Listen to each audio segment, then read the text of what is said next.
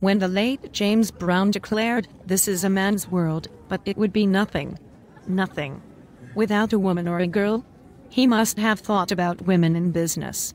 Yet in 2002, Women Entrepreneurs of America, WEA, was born almost accidentally.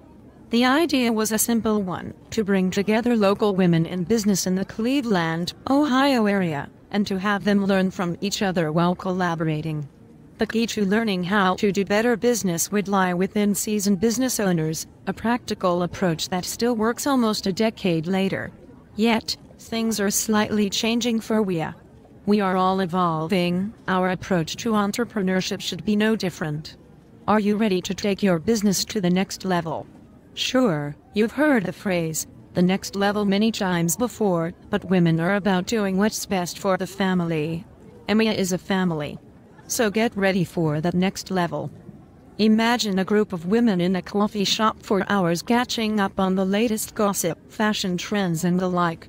Little is mentioned about business development. Well, in the usual femme social setting, this is fine. Not quite the move for a business networking organization. Again, we are family, but what does this mean for you? Your input is vital to WEA.